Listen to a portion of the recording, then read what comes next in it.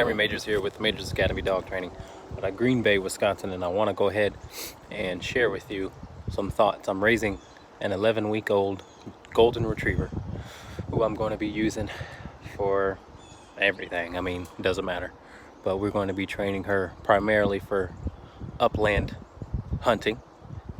But I want to give you guys what the most important thing I feel is to teach a young pup, and that is the recall. Come, here, whatever you want to say. I think it's the most important because it will always give your dog more freedom. You can take your dog many places and not have to have a leash on all the time. You don't have to necessarily have a fence because your dog knows what come means. Your dog won't chase a squirrel into the road, blah, blah, blah, blah, blah. But how do you do that? Well, you want to start off by taking walks with the puppy, obviously off leash. The puppy will naturally follow you. Do not follow the puppy. Allow the puppy to follow you like a mother would. And then, once the puppy gets distracted, get some treats, keep some treats in your hand or in your pocket. Say come with a very high-pitched voice, or however you want to do it, and get down on your knees and in that high-pitched, excitable voice, bring that puppy all the way to you. All right, now don't do this 10 times a session. Do this maybe 2 to 3 times a week.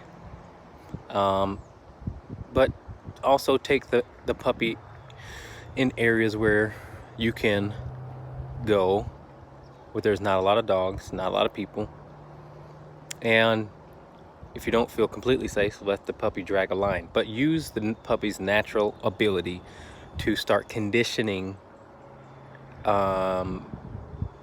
what you want and what that picture looks like. When you call the dogs, you can also help. This is also how you help a dog learn their name,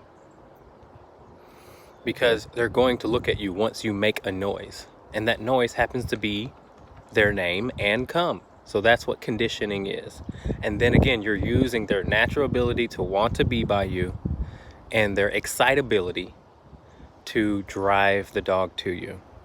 So once again, take your dog for a walk. Allow the dog to already start to be in follower mode, because you want that same behavior throughout its entire life. You want the dog to be okay following you and you not following the dog. As the dog gets older and gets a little bolder, the dog will start to be more distracted. But at that time, then you can start sort of making the dog come to you, because then it's truly ignoring you, as opposed to a puppy you can't teach a puppy no yet. Doesn't have the ability, and maybe too much pressure, may not be smart enough yet to know what no means.